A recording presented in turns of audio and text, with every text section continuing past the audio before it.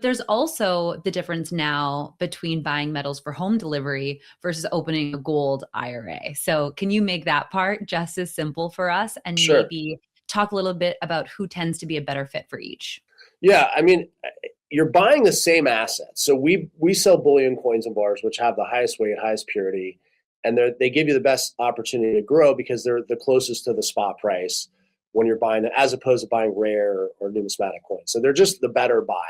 Whether we ship them to your doorstep or we do them in an IRA, you're buying the same items. It really just comes down to home delivery is you have money in an account, like a checking or savings or whatever, and you want to buy some gold and you want to have it in your hands and you want to hold it, and it's money outside of an IRA. And so what's going to happen is you're going to send us a wire, you're going to figure out which gold and silver you want with somebody on the phone, and then we're going to ship the metal to your doorstep, and you're going to store it yourself somewhere in a safe or safety deposit box. We can store those metals in a private depository if you want, but most people don't. They want it. So that's a cash home delivery.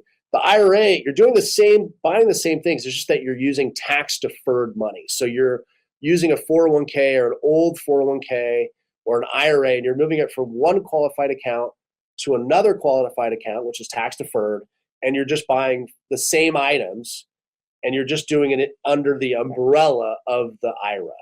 And so that the benefit of that is that you're moving this tax deferred money and buying the assets, and you're keeping it tax deferred under that umbrella until you're ready to disperse it, and however you're going to disperse it through getting the metals in a distribution, or if you're going to do a buyback. But any way you want to look, it's the same metals. It's just where the money is coming from. And I think in terms of what's better or worse, it's really a personal decision of what you want. Most of our clients do an IRA and then they do a cash purchase also. They typically do both.